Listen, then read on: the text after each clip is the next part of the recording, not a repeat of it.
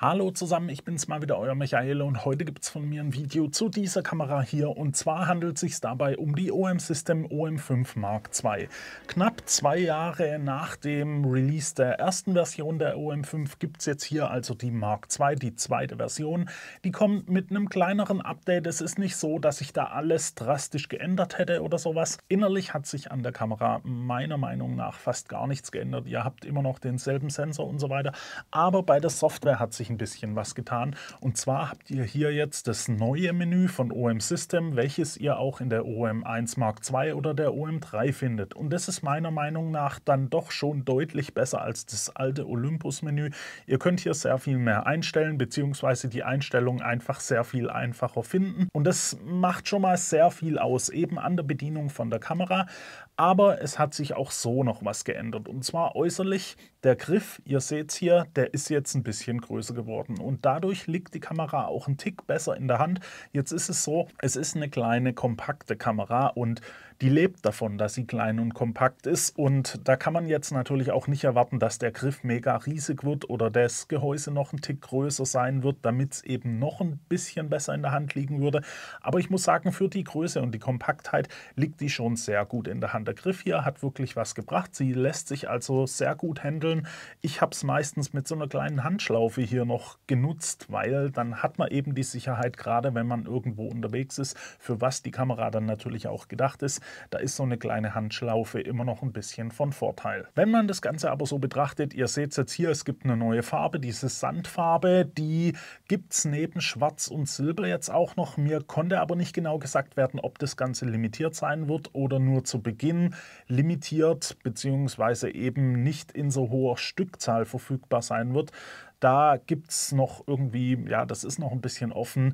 Es ist wohl so, dass wenn ihr die bestellt, dann solltet ihr gucken, dass ihr die vielleicht am Anfang bestellt, weil es sein kann, dass diese Sandfarbe, und ich muss sagen, die sieht auch schon wirklich gut aus, da kann es eben sein, dass die vielleicht später nicht mehr verfügbar ist, konnte mir nicht so genau gesagt werden.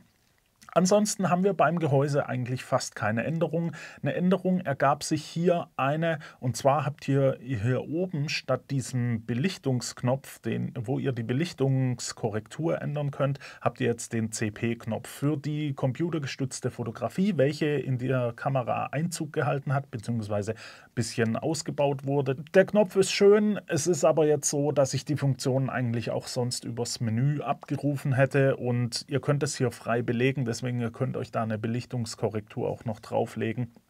Ist jetzt nicht so der große Unterschied zur ersten Version. Vom Display und vom Sucher her hat sich meiner Meinung nach auch nichts geändert. Ihr habt da den 2,36 Millionen Dots Sucher und das Display mit knapp über 1 Million Dots. Da hat sich also nichts getan, und klar, es ist halt so, man kann da jetzt nicht erwarten, dass man hier bei dieser fast Einstiegsreihe, würde ich mal sagen, Hightech verbaut bekommt wie in der OM3 oder in der OM1. Ansonsten ist die Kamera aber trotzdem sehr schön verarbeitet. Sie ist sehr sauber verarbeitet und auch hochwertig, also sie macht wirklich einen hochwertigen Eindruck. Das fasst sich hier alles sehr gut an. Und die andere Änderung ist eben hier bei den Ports. Ihr habt jetzt hier den USB-C-Port, mit welchem ihr die Kamera laden könnt und sie auch als Webcam verwenden könnt. Ansonsten hat sich hier erstmal gar nichts getan. Auch der Akku ist dasselbe. Das Gewicht liegt bei 415 Gramm für den Body, und das ist schon wirklich sehr, sehr gut. Also wenn man die Kamera hier auch in der Hand hält, dann liegt die wirklich sehr gut in der Hand. Und ihr seht es hier vielleicht, ich habe hier gerade das 12 bis 45 mm Objektiv mit der Blende 4 auf der Kamera. Ihr habt da also eine Brennweitenäquivalenz ins Kleinbild von 24 bis 90 mm. Eine durchgehende Blende 4, das spielt natürlich eine Rolle bei der Verschlusszeit. Ihr habt hier natürlich nicht die Freistellung wie an einem Vollformatsensor, aber wenn es ein bisschen dunkler wird, habt ihr da eben doch so ein bisschen noch die Lichtstärke. Es ist so, ihr schaut euch das hier an, und es ist wirklich sehr klein und kompakt, und dazu ist das Ganze noch IP53 geprüft. Also ihr habt eine Schutzklasse IP53, das heißt, sie ist gegen Staub und Spritzwasser geschützt, und zwar nicht so, wie es andere Hersteller angeben mit, ja, ihr habt einen Staub- und Spritzwasserschutz, wir sagen aber euch nicht wie viel, sondern hier ist es wirklich vorgegeben, und davon lebt die Kamera einfach, denn die Kamera ist dafür gedacht, damit rauszugehen, Outdoor, in die Berge zu klettern und so weiter. Ihr habt eine gute Bildqualität in einem sehr robusten Gehäuse und ihr könnt damit auch einfach mal in einen Regenschauer kommen oder in Schnee oder sonst irgendwie was. Da müsst ihr euch einfach keine Gedanken machen. Und das hebt die ganze Kamera natürlich auch von ihrer ganzen Konkurrenz ab. Denn andere Hersteller, gerade im Einstiegsbereich, die sagen euch da gar nicht, ob es eine Abdichtung gibt, wenn ja, wie stark die Abdichtung ist und so weiter. Hier habt ihr den Wert IP53, da geht also schon richtig was. Aber natürlich, ich würde mir da ein paar Sachen wünschen, die sie vielleicht geändert hätten, wie zum Beispiel eben einen Joystick für den Autofokus. Das vermisse ich da doch dann schon sehr. Ihr habt hier zwar nur, ich muss mal nachgucken, 121 Autofokuspunkte, da geht also schon deutlich mehr bei anderen Herstellern, aber selbst mit diesen 121 Autofokuspunkten kann man sehr gut arbeiten. Und da hätte ich dann natürlich einfach gerne einen Joystick dafür, wo ich das Ganze ein bisschen besser konfigurieren oder einstellen kann. Ansonsten ist eigentlich alles vorhanden am Gehäuse. Also was man sonst so braucht, ihr habt vorne ein Rad vorne, ein Daumenrad hier hinten, ihr könnt hier hinten die Tasten belegen und so weiter. Von der Bedienung her, klar, es gibt immer Sachen, die könnte man besser machen, aber ich sag mal, hier in dem Segment kann man fast nichts besser machen, eben außer diesen Joystick. Die inneren Werte, ihr bekommt weiterhin den 20 Megapixel MFT-Sensor und da ist es eben so, 20 Megapixel, ja gut, das ist eben grenzwertig. Ich bin ein Freund von mehr Megapixeln, natürlich, wenn da die entsprechende Bildqualität auch dahinter ist. Und ihr habt hier eben nicht diesen Stacked-Sensor aus der OM1 oder der OM3. Ihr habt hier weiterhin den ganz normalen Sensor mit den 20 Megapixeln und das seht ihr dann natürlich auch im Rolling Shutter, wenn ihr den elektronischen Verschluss verwenden solltet. Jetzt ist es so, mit dem mechanischen Verschluss kommt ihr auf bis zu 10 Bildern pro Sekunde. Da müsst ihr euch also erstmal gar keine Gedanken über Rolling Shutter machen. Mit dem elektronischen Verschluss kommt ihr dann auf bis zu 30 Bilder pro Sekunde, da dann aber auch nicht mehr mit Autofokus-Nachführung. Also ihr könnt fokussieren und dann bleibt der Wert fix und dann habt ihr eben die 30 Bilder pro Sekunde. Die 10 Bilder pro Sekunde habt ihr mit voller Autofokus-Verfolgung. Zur Bildqualität an sich vom Sensor kann ich nicht viel sagen, ob sich da was verbessert hat, denn die RAW-Files lassen sich einfach noch nicht im Lightroom öffnen. Ich konnte jetzt keinen großen Unterschied feststellen. Es könnte natürlich sein, dass man in den Details vielleicht bei der Rauschunterdrückung oder so ein bisschen was gearbeitet hat, aber wie gesagt, ich konnte mir das nicht genauer anschauen. Es ist aber auch so, die Kamera, gerade für Outdoor, wenn ihr in den Bergen unterwegs seid oder sowas, dann habt ihr da normalerweise auch genug Licht und müsst euch da über höhere ISO-Stufen, ich sag mal bis 6400 könnt ihr hier auch gehen, da müsst ihr aber euch eigentlich keine Gedanken drüber machen. Und mit der Auflösung 20 Megapixel, klar, ich habe ja gesagt, es dürfte mehr sein. Ihr habt hier den Vorteil, ihr habt einen MFT-Sensor und die bieten euch ja eine sehr gute Bildstabilisierung. Und mit dieser Stabilisation gibt es halt auch eben wieder diesen High-Res-Modus, wo sich der Sensor verschiebt und eben eine höhere Auflösung aufnimmt.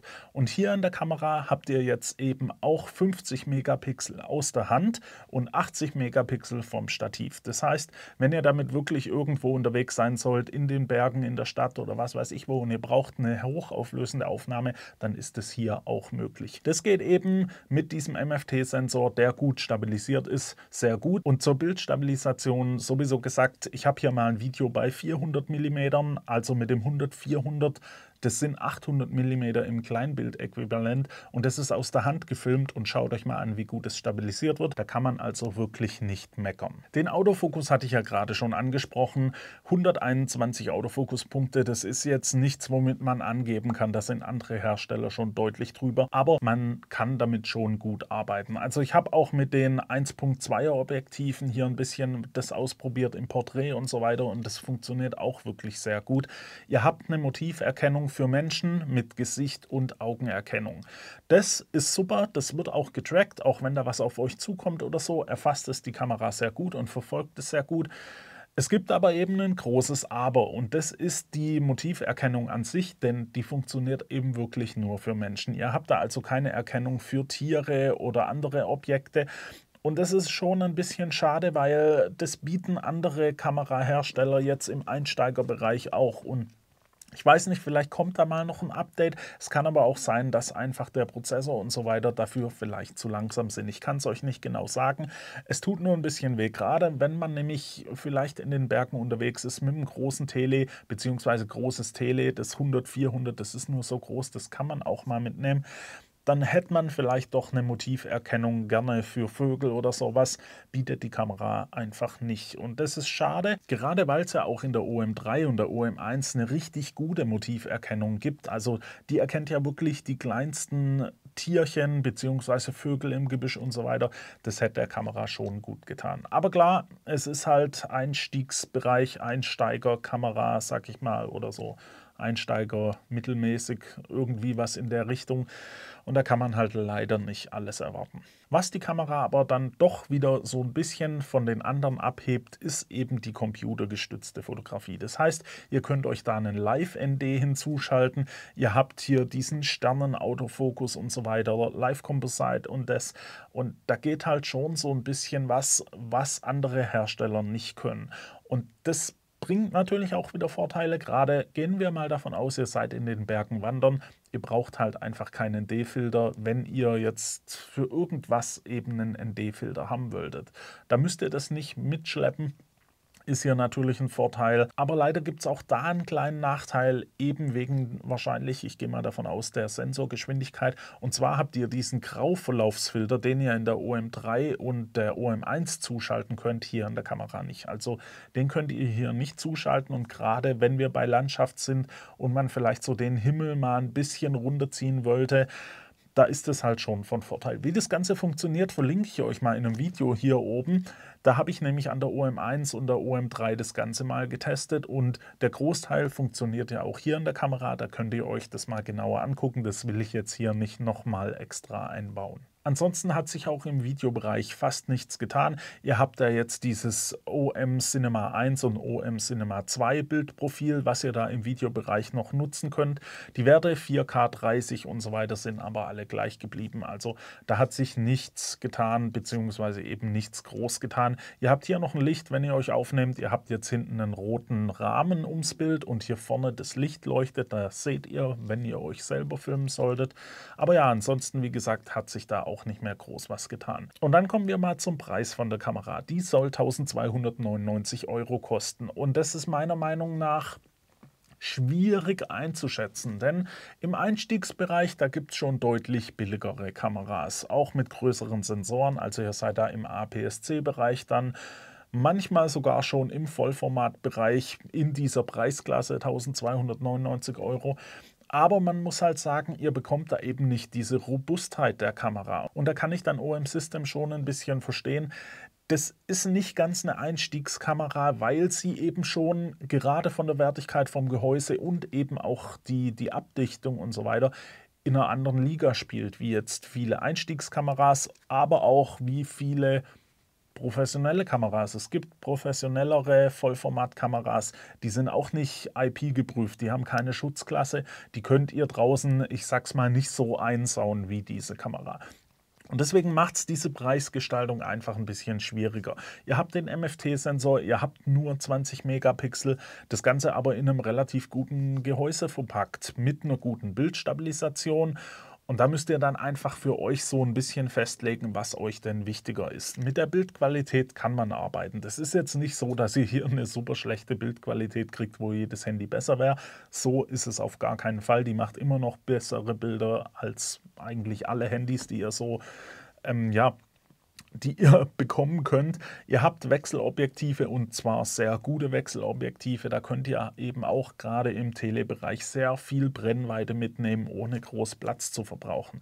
Und deswegen würde ich euch sagen, wenn ihr eine Kamera sucht für vielleicht so kleine Städtetrips oder so, wo das Wetter, ich nenne es mal Irland, Schottland oder so, wo ihr das Wetter nicht beeinflussen könnt und wo es auch einfach mal ein bisschen übler sein kann, dann ist sowas hier halt schon von Vorteil. Oder eben in den Alpen, wo schnell mal was zuziehen könnte oder sowas. Oder ihr allgemein das Ding halt nicht schonen wollt, da seid ihr hier halt schon ganz vorne mit dabei. Da geht halt dann doch schon ein bisschen was. Und das ist eben auch ein bisschen der Preis, den man sich da ja erkauft, weil 1299 € ist jetzt wirklich nicht billig, gerade für eine Kamera in dem Bereich. Es ist halt so, ich würde da persönlich schon fast überlegen, ob ich nicht noch ein bisschen mehr drauf zahle für eine OM1. Die OM1 an sich, also nicht die Mark II, liegt ja da nur einen Tick drüber. Oder eben dann doch die OM1 Mark II oder vielleicht sogar, wenn es ein bisschen schicker sein darf, die OM3. Ihr habt da also viele Alternativen, wo ihr dann diese Abdichtung und diese Roughness bekommt, ja. Das ist halt bei OM Systems so gegeben mit den Kameras. Die Konkurrenz bietet teilweise mehr, hat aber eben vom Gehäuse her nicht den Level. Und ja, muss halt für sich jeder ein bisschen selber festlegen, was er da braucht. Ich würde jetzt nicht sagen, 1299 Euro, kauft euch die Kamera auf jeden Fall, sondern macht euch Gedanken drüber, was ihr genau braucht, und dann habt ihr ja größere Auswahlmöglichkeiten. Die Kamera gehört auf jeden Fall dazu, dass man sie empfehlen kann, vor allem eben, wie ich es jetzt schon öfters erwähnt habe, für Sachen Outdoor, bei schlechtem Wetter und so weiter. So, und das war jetzt viel Gerede. Ich hoffe, ich konnte euch die Kamera so ein bisschen vorstellen. Die geht jetzt wieder zurück zu OM System. Vielen Dank dafür, dass ich die ausprobieren durfte. Wenn euch das Video gefallen hat, lasst mir doch ein Like da, abonniert den Kanal für weitere Videos und dann hoffe ich, sehen wir uns beim nächsten Mal wieder. Bis dahin wünsche ich euch eine gute Zeit. Ciao.